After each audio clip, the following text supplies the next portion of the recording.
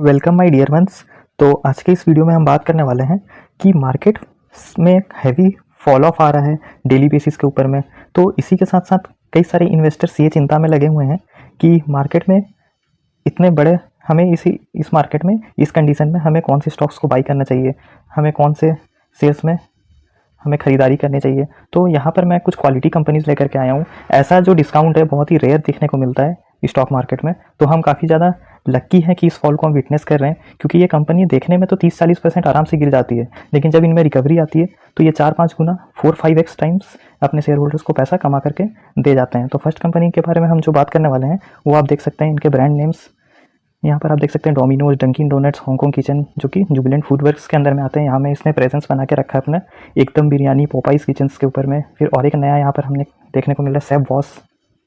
तो ये तो हमने जल्दी से ओवरव्यू कर लिया। अब आते हैं इसे डिटेल्स में हम देख लेंगे इसके बारे में स्क्रीनर के वेबसाइट पे। तो हमें कंपनी के डिटेल्स में देखने को मिल रहा है कि कंपनी के पास इंटरनेशनल ब्रांड्स हैं, जैसे कि डोमिनोज पिज़्ज़ा, डंकिन डोनट्स, और भी फूड मार्केट सेगमेंट में ये कंपनी के पास अपने खुद के ब्रांड्स भी हैं, जैसे कि Hong Kong kitchen, Chinese cuisine segment में। अभी आगे देखेंगे कि कंपनी का जो शुरुआत हुआ था वो 1996 से हमें देखने को मिला। आगे इसने जो डोमिनोज पिज़्ज़ा का जो राइट है उसके जरिए ये कंपनी अपनी रेस्टोरेंट चेन्स को चलाती है। उसके बाद लार्जेस्ट फ्रेंचाइज इसके जो है वो आउटसाइड ऑफ यूएसए में भी देखने को मिल रहा है। यहाँ हम देख सकते हैं श्रीलंका, बांग्लादेश, नेपाल में भी इसका ब्रांड्स का प्रेजेंस है। अब आगे हम देख लेंगे इसके रिजल्ट्स के ऊपर में, पर उससे पहले ये देख लेंगे कि ये कंपनी के पास 1560 से भी ज़्यादा डोमिनोज के स्टोर्स हैं। साथ ही साथ डंकिन डोनट्स के 28 हैं, 9 स्टोर्स एकदम बिरयानी के हैं, 4 स्टोर्स पोपाइस के हैं, फिर 15 स्टोर्स इनके खुद के हांगकांग किचन ब्रांड के हैं। और भी साथ साथ इस कंपनी को के पास खुद का अपना डिलीवरी सर्विस भी है। आप देखते हैं जब भी आपने कभी डोमिनोज का पिज़्ज़ा ऑर्डर किया होगा तो डोमिनोज की डिलीवरी से इसके प्रोडक्ट्स हमें देखने को हमारे घर तक डिलीवर होने को मिलते हैं। अब आएंगे इसका रिजल्ट्स का ओवरव्यू करेंगे। कंपनी का जो मार्केट कैप है वो मात्र केवल 30,000 करोड़ के आसपास का है। करंट प्राइस 411 का है, जो कि अपने हाई से काफ़ी अच्छा करेक्शन में हमें इस वक्त देखने को मिल रहा है। तो कंपनी को जो अन्य कंपटीशन दे रही है उसमें हमें देखने को मिल रहा है देवयानी इंटरनेशनल, फिर वेस्ट लाइफ फूड वर्ल्ड, फिर सफायर फूड्स। लेकिन इस सेगमेंट में ये कंपनी जो है वो लीडर कंपनी हमें देखने को मिल रहा है। सबसे ज़्यादा मार्केट कैप्चर इसने ही करके रखा हुआ है। तो अभी हम देख लेंगे कि यहाँ पर जो क्वार्टरली सेल्स है इसका हमें दिसंबर क्वार्टर में देखने को मिल रहा है, वो हमें रिकॉर्ड हाइस पर देखने को मिल रहा है। अब थोड़ा क्लियर पिक्चर के लिए हम ईयरली बेसिस पे जाएंगे। अभी हमें देखने को मिल रहा है कि यहाँ पर इस साल ट्रेलिंग 12 मंथ में 5,000 करोड़ से भी ज़्यादा का सेल्स हमें देखने को मिला, जो कि पिछले साल के क्वार्टर्स को देखिए कि पिछले ईयरली रिजल्ट्स को बीट करते हुए हमें नज़र आ रहा है। तो कंपनी के पास कॉम्पिटिशन तो बहुत ज़्यादा है। इसके साथ साथ कभी कभी हमें देखने को मिलता है नेट प्रॉफिट में थोड़ा सा अप डाउन्स देखने को मिलता है। थोड़ा बहुत कोविड का भी इम्पैक्ट आया था, उसके बाद कंपनी ने रिकवरी करके दिया है। अभी एक क्वार्टर आना बाकी है, उससे पहले ही रिकॉर्ड हाइस पर प्रॉफिट चल रहा है। तो यहाँ पर हमें देखने को मिला है कि कंपनी का प्रॉफिट ग्रोथ काफ़ी डिसेंट देखने को मिल रहा है। लास्ट 5 सालों में 45% का है। आगे 3 साल में स्टॉक प्राइस का CAGR लगभग 20% के अराउंड में हमें देखने को मिल रहा है। इसी का हाल हमें रिटर्न ऑन इक्विटी और रिटर्न ऑन कैपिटल एम्प्लॉयड में भी देखने को मिला। अब सेल्स ग्रोथ जो है कंपनी का वो भी काफ़ी बढ़ता हुआ हमें देखने को मिल रहा है पास्ट के कंपैरिजन में। कंपनी को एक्सपेंशन करने के लिए कोई भी प्रॉब्लम नहीं होता है, क्योंकि हम यहाँ पर देख सकते हैं कि इसका रिजर्व्स काफ़ी अच्छा ग्रो होते हुए देखने को मिला। साथ ही साथ बोरोइंग्स भी कंपनी के पास है, मगर इस वक्त लीज लाइबिलिटीज़ में है, क्योंकि कंपनी कई सारे रेस्टोरेंट्स का एक्सपेंशन करने वाली है इस वक्त।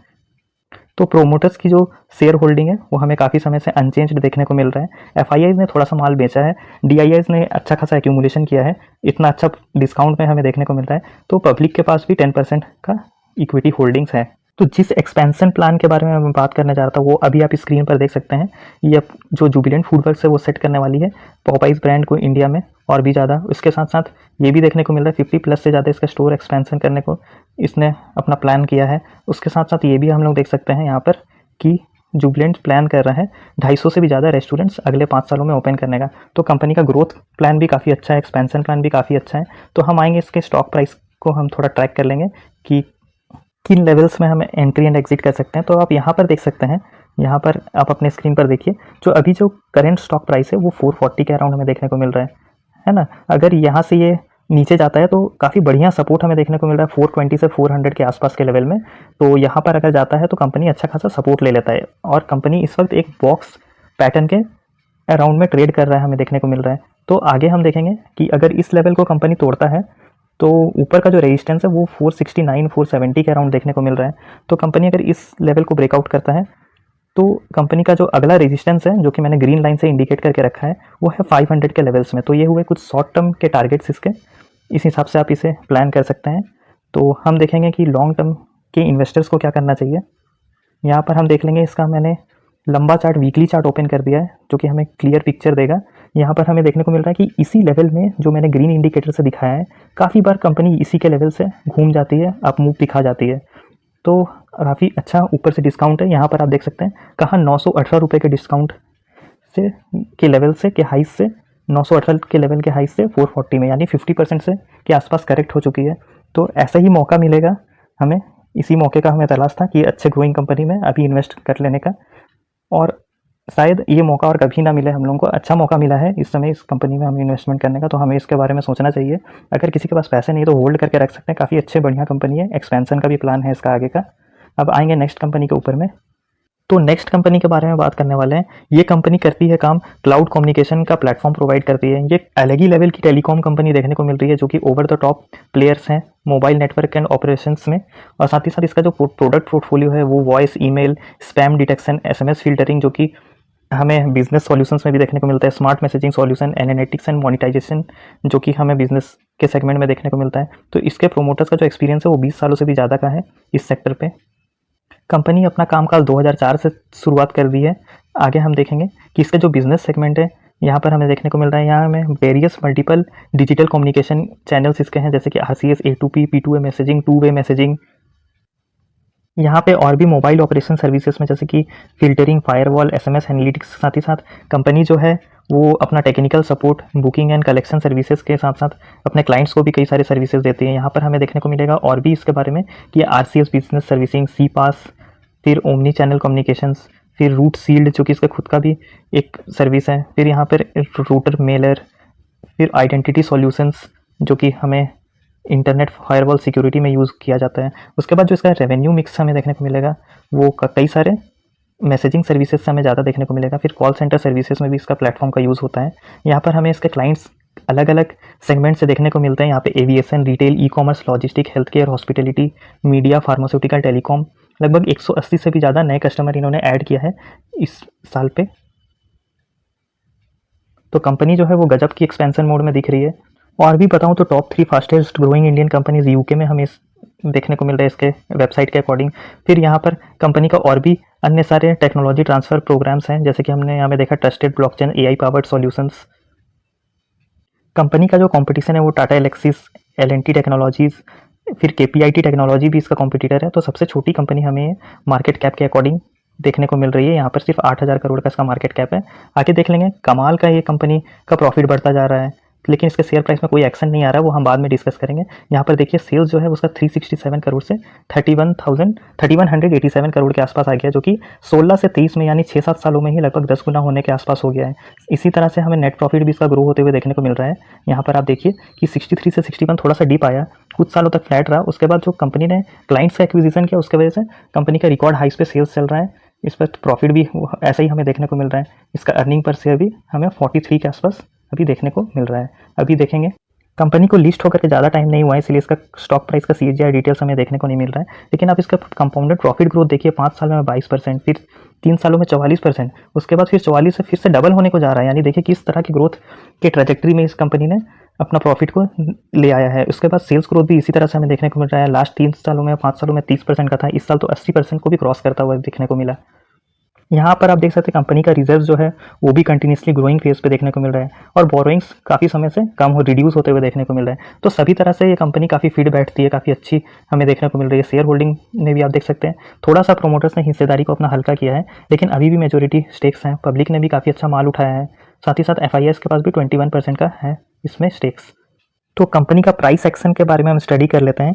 यहाँ पर हमें देखने को मिल रहा है ये जो डेली चार्ट है इसका, यहाँ पे हमें देखने को मिल रहा है काफ़ी समय से ये जो कंपनी है वो 1100 के लेवल का एक छोटा सा बेस बनाते हुए हमें अप मूव दिखने को इसमें मिला।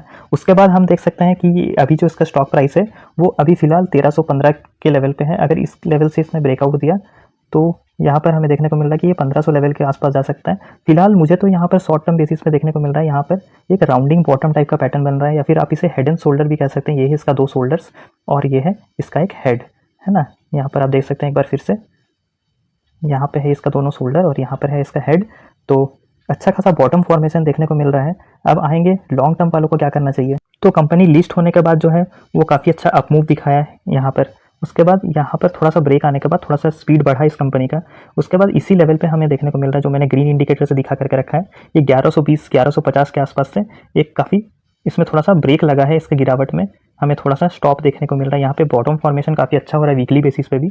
तो कंपनी कहाँ 2400 लेवल के आसपास में थी, यहाँ पर आप देख सकते हैं इसका जो यहाँ पर हाई है यहाँ से हमें 1300 लेवल के आसपास में देखने को मिल रहा है। तो काफ़ी अच्छा डिस्काउंट में अवेलेबल है, ऐसा मौका फिर तो कभी नहीं मिलने वाला है। हमने देख लिया इसका प्रॉफिट ग्रोथ कितना लाजवाब था, कमाल का था।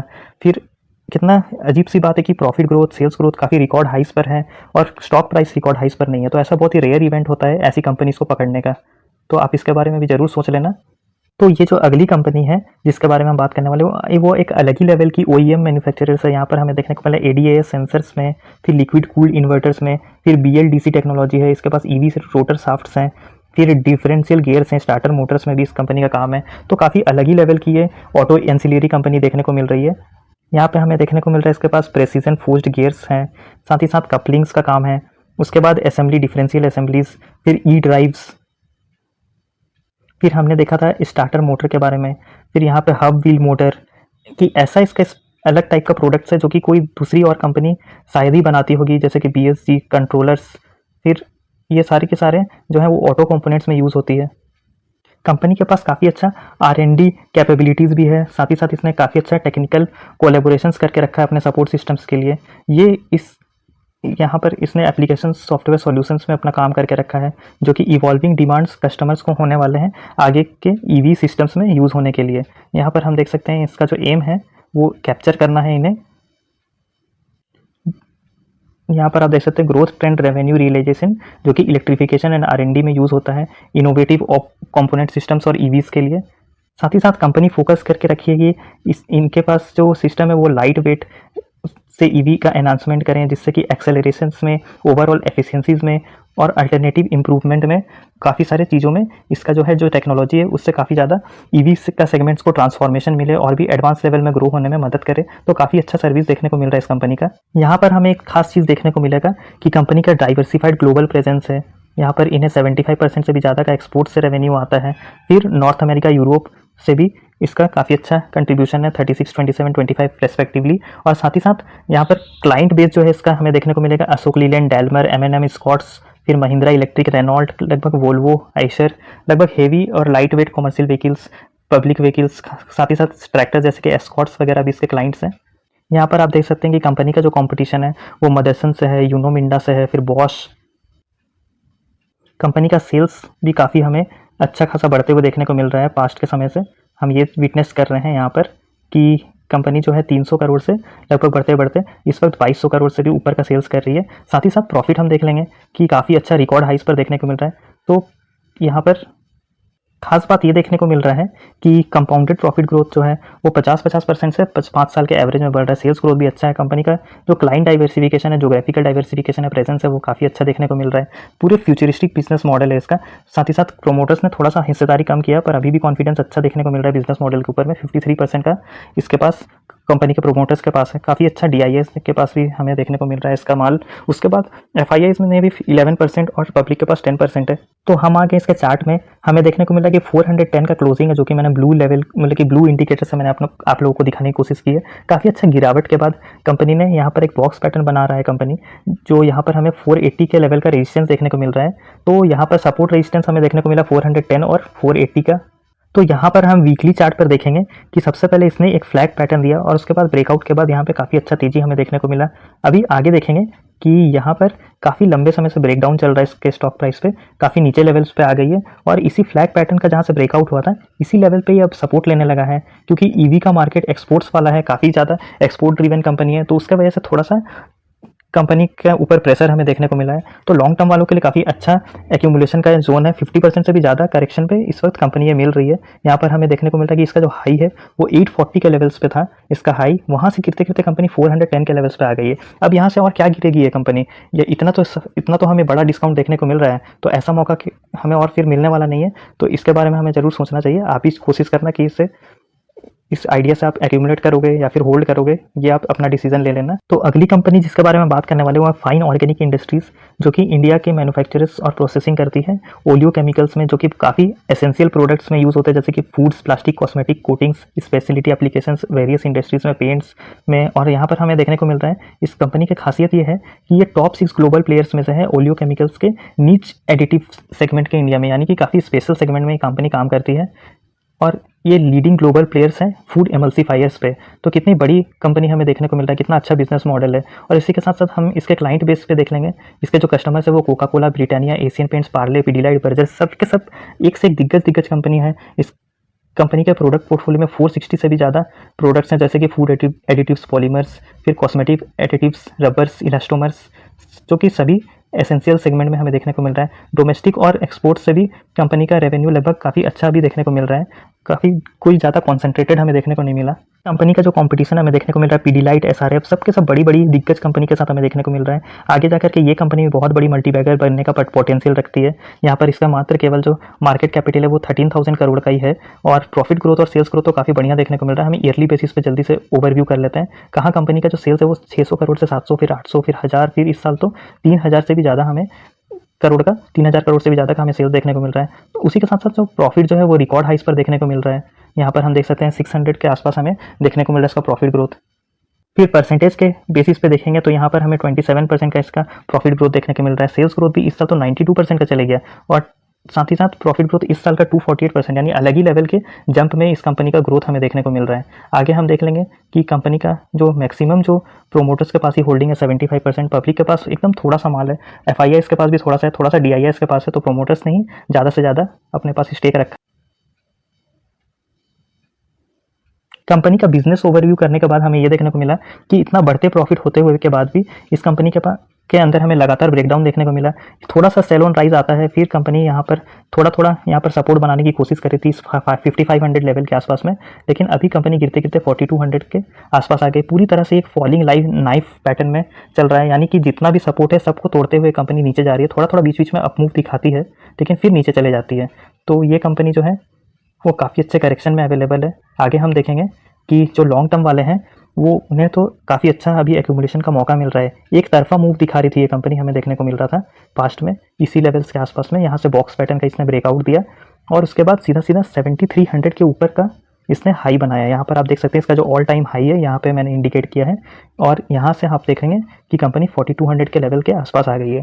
तो लगभग 3000 रुपये से भी ज़्यादा का डिस्काउंट देखने को मिल रहा है। कंपनी का आपने प्रॉफिट ग्रोथ भी देख लिया, कंपनी का सेगमेंट भी देख लिया कि ये लीडिंग प्लेयर से 6th नंबर के ग्लोबल प्लेयर में आती है। तो ये सिर्फ मार्केट कंडीशंस की वजह से ऐसा मौका मिल रहा है हमें। एक्सपोर्ट्स पे काफ़ी ज़्यादा प्रेशर है, काफ़ी ज़्यादा यूएस के मार्केट से, फॉरेन मार्केट से भी, इन्फ्लेशन से भी काफ़ी परेशान है। इस वजह से इस कंपनी में करेक्शन आ रहा है, वरना ऐसे कंपनीज में तो करेक्शन मिलना नामुमकिन है जिसका प्रॉफिट ग्रोथ इतना बड़ा है। फिर साथ ही साथ ग्लोबल प्रेजेंस है, टॉप लेवल के क्लाइंट्स हैं। अब आखिरी कंपनी के ऊपर में जल्दी से आ जाएंगे। तो आ गए हम इस कंपनी के ऊपर में। यहाँ पर हमें देखने को मिलेगा कि ये 2003 से शुरू हुई थी। क्लीन साइंस एंड टेक्नोलॉजी, आपने इस कंपनी का नाम देख लिया। ये कंपनी जो है वो लीडिंग मैन्युफैक्चरर्स है, ग्लोबल प्रेजेंस है इसका ग्लोबली। ये critical speciality chemicals, green chemistry, clean chemistry, साथ ही साथ फार्मास्यूटिकल इमीडिएट्स में भी इस कंपनी का रीच है। साथ ही साथ एफएमसीजी के केमिकल्स में भी हमें इसका प्रेजेंस देखने को मिला। यहाँ पर हम देख लेंगे कि इसका जो प्रोडक्ट सेगमेंट है, यहाँ पर हमें देखने को मिलेगा कि देखिए इसका परफॉर्मेंस केमिकल से 70% का रेवेन्यू है। इसके कुछ की प्रोडक्ट्स हैं, यहाँ पर हमें देखने को मिलेगा फार्मा, एग्रो, फिर एफएमसीजी के भी कई प्रोडक्ट्स हमें देखने को मिल रहा है। काफ़ी अलग ही लेवल के यूनिक प्रोडक्ट्स हैं। आगे हम देखेंगे कि ये जो लीडिंग मैन्युफैक्चरर है वो ग्रीन केमिस्ट्री में है, जो कि मिनिमाइज़ करने को है पॉल्यूशन के लेवल को। काफ़ी इको फ्रेंडली बिजनेस मॉडल देखने को मिल रहा है। ऐसे तो one of the global leaders है ये इस दुनिया में का, एक लौती ऐसी कंपनी हमें देखने को मिल रहा है जो कि केमिकल के साथ साथ एक इको फ्रेंडली और सस्टेनेबल इन्वायरमेंट के ऊपर भी फोकस करके रखी हुई है। काफ़ी बढ़िया इसका हमें प्रोडक्ट एप्लीकेशन देखने को मिल रहा है। खास साथ ही साथ इसका Bayer crop science, SRF, Genex laboratories जैसे कई सारे और भी इसके खुद के कॉम्पिटिटर्स जो हैं वो इसके क्लाइंट्स हमें देखने को मिल रहे हैं। इसका इंटरनेशनल फुटप्रिंट्स भी काफ़ी अच्छा देखने को मिला, जैसे कि China, Europe, USA, Japan buyers जो कि इसके क्लाइंट्स हमें देखा पहले। और सिर्फ इतना ही नहीं, कंपनी लगातार अपना कैपेक्स भी करते जा रही है। FY22 में 140 करोड़ का कैपेक्स अनाउंस किया, जो कि 3 यूनिट को इसने खोलने के बारे में सोचा। फिर अपना कैपेसिटी इन्होंने 50% से भी ज़्यादा का डबल करने का, एनिसोल में करने का अपना टारगेट बना के रखा है। फिर MEQH में भी 50%, अप्रैल 2020 है तो पिछले साल का है, लेकिन इस साल के सेकेंड हाफ में हमें ये देखने को मिलने वाला है यहाँ पर हमें देखने को मिलेगा कि ये इसका जो कंपटीशन है वो भी SRF सोलर इंडस्ट्रीज़। तो इस कंपनी का जो नंबर है वो 8वें नंबर पे हमें देखने को मिला।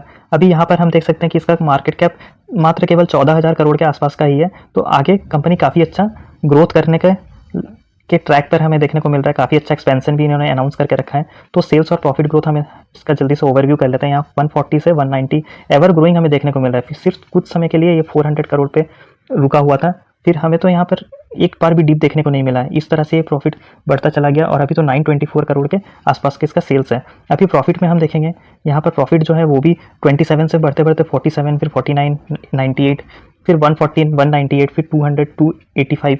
यहाँ पर हमें देखने को मिल रहा है कि कुछ सालों में ही सिर्फ यहाँ पर आप देखिए, यहाँ पर 2016 और यहाँ पर है देखने को मिल रहा है हमें 2023। इसी यहीं पे ही कंपनी का जो है वो नेट प्रॉफिट जो है वो 10 गुना से भी ऊपर हमें देखने को मिल रहा है।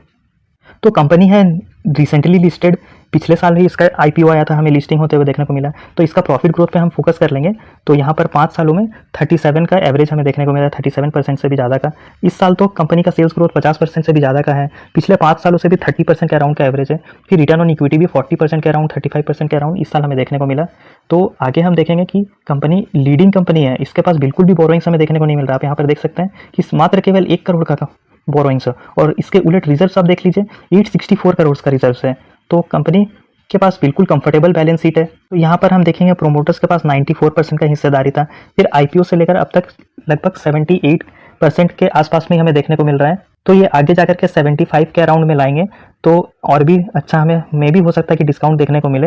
लेकिन FIIs और DIS के पास भी छोटी सी क्वांटिटी है और उसके बाद जो मेजोरिटी जो है वो पब्लिक के पास लगभग 13% के आसपास हमें होल्डिंग देखने को मिल रहा है। तो आ जाएंगे इसके प्राइस परफॉर्मेंस के ऊपर में, देखेंगे इसके लेवल्स के।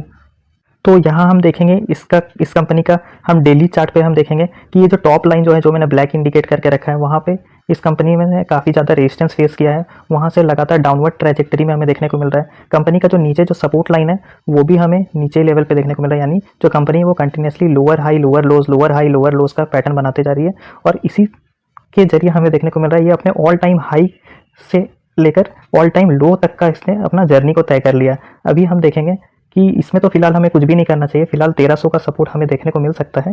यहाँ पर हम देख सकते हैं कि यहाँ पर अगर ये इस कंपनी में बाइंग आता है लगभग हमें तो वो भी देखने को नहीं मिल रहा, क्योंकि काफ़ी ज़्यादा वॉल्यूम्स ड्राई हमें देखने को मिला। जब भी टॉप लेवल पर जाती है कंपनी तो वहाँ पर हम देख सकते हैं कि हैवी सेलिंग वॉल्यूम हमें देखने को मिलता है।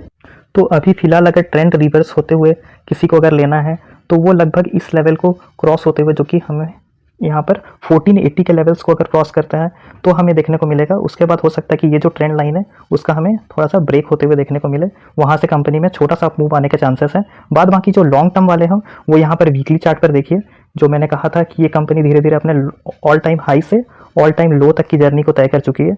यहाँ पर हमें देखने को मिला कि लिस्टिंग के बाद ये छोटा सा इसने सपोर्ट लिया, यही 1500 के लेवल के आसपास, जो कि मैंने यहाँ पर रेड से इंडिकेट करके रखा हुआ है। तो अभी तक का जो करंट लेवल है वो अपने ऑल टाइम हाई से लगभग 2600-2500 के लेवल के आसपास से हमें इसमें करेक्शन देखने को मिला। तो वहाँ से करेक्ट होते होते ये जो कंपनी है वो 1300 के लेवल पे आ गई है। तो मेरा आपको कहने का यही मतलब था कि अगर आपको कॉन्फिडेंस आता है ये सभी कंपनीज का ये जो करेक्शंस है इसे आप अपॉर्चुनिटी के रूप में देख लिए, क्योंकि इसी वजह से मैंने इन सभी कंपनीज का आपको बिजनेस ओवरव्यू कराया, इनके एक्सपेंशंस, इनका प्रेजेंस, इनका जो प्रॉफिट ग्रोथ है, इसके वजह से आप, ताकि आप डर से बेच ना दो। आप अपना अगर होल्डिंग्स है इसमें तो आप कंटिन्यू कर सकते हो। अगर आपके पास एक्यूमुलेशन करने का, अगर आपके पास पैसे नहीं है इस वक्त, अगर आप एक्यूमुलेट नहीं कर सकते हो इन लेवल्स पे, तो कम से कम बने तो रह सकते हैं आप। यहाँ पर देखिए कि ये कोई गलत कंपनीज नहीं है, और भी ऐसे कई सारी कंपनीज है। अभी के लिए फिलहाल इतना ही मैं कंपनीज कवर करने वाला हूँ। ये सभी का सभी जब अपमूव देखी तो ये हाथ नहीं आने वाली है। ये इतनी दिग्गज कंपनीज है, ये सभी का सभी आगे जाकर के मल्टी बैगर बनने की इनमें दमखम है।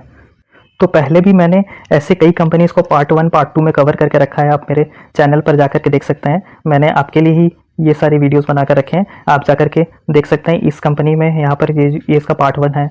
इन कंपनीज में अभी अच्छा खासा करेक्शन देखने को मिल रहा है। तो आशा करता हूँ, और साथ ही साथ ये भी मैं कहना चाहूँगा आपको जाने से पहले कि ये मैंने एक माइक्रो कैप कंपनी के बारे में डिस्कस किया है। एक मैं माइक्रो कैप की अलग से प्लेलिस्ट बना दूंगा, ताकि आपको सभी एमर्जिंग माइक्रो कैप्स में कब एंट्री करना है, उनका बिजनेस को समझना कैसे है, उनके बारे में मैं एक प्लेलिस्ट बना दूंगा ताकि आपको ट्रैक करने में आसानी हो। तो आशा करता हूँ कि आज का मेरा आपको वीडियो काफ़ी पसंद आया होगा।